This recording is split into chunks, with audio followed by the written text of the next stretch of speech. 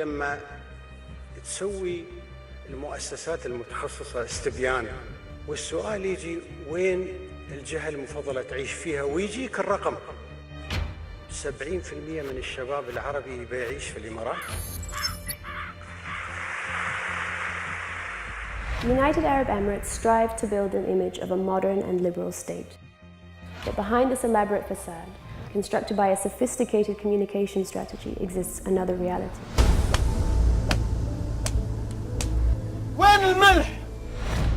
Arbitrary arrests, incommunicado detention, torture, unfair trials remain widespread in the country, despite its ratification of the UN Convention Against Torture.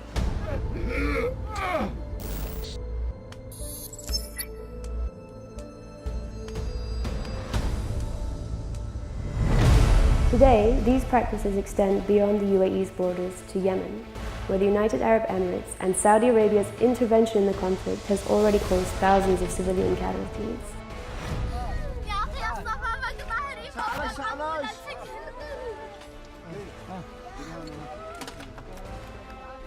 Recent reports by NGOs, including Amnesty International, have denounced the war crimes and crimes against humanity committed with impunity by these states, in the context of what has been described by the UN as the worst humanitarian crisis worldwide.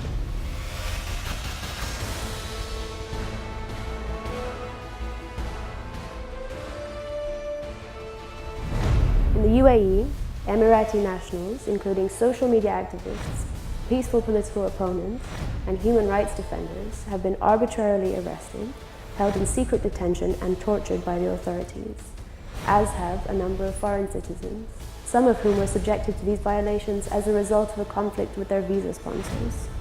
I'm here with you today to tell the world what happened to me in that very dark Dubai, in the hope of exposing the ongoing suffering in the UAE jails and to warn others of the terrible injustices that exist within the UAE legal system.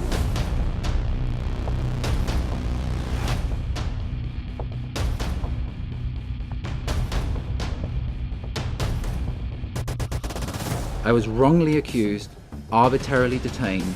I was threatened, abused, starved, beaten. I was electrocuted and I was raped. And they start the interview from 22nd of May till 3 days continuously without 1 minute sleep. They use all the type of torture.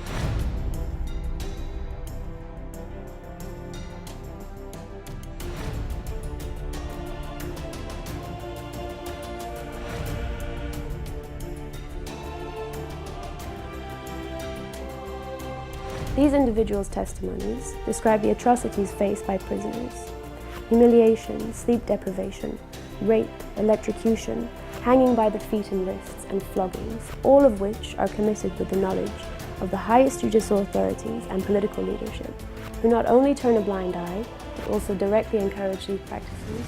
This older person in here, I call him the senior interrogator or the boss. He came close to me, so close that he put his nose like 1 inch away from my nose, and he swore by God that he threatened me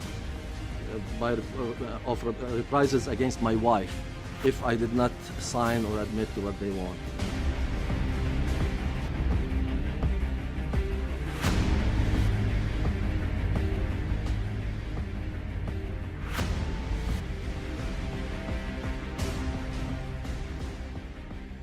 And here I said, you know what, I'll just sign whatever you want. And I swear to God, at that moment, I was ready to sign anything. If they bring me a dead body, I will sign that I killed it.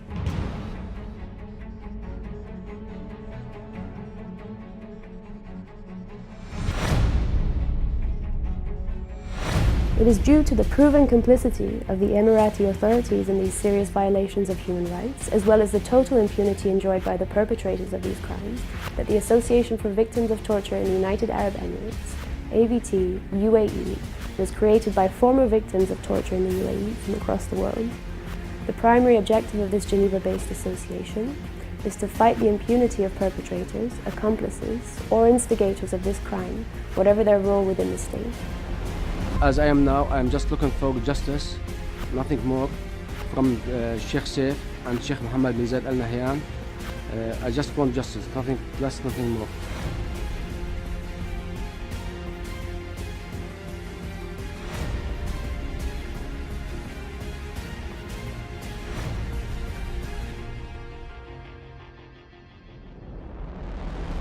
Several victims have already lodged criminal complaints in Switzerland and the United Kingdom and intend to continue their actions in other European countries. The association also launched its first campaign in the summer of 2018. Postcards addressed to Sheikh Khalifa bin Zayed Al Nahyan were distributed in the streets of Geneva and other European cities, with the aim of reminding him of his duty to protect his citizens and foreign nationals in his country, while denouncing the injustices suffered by victims of torture.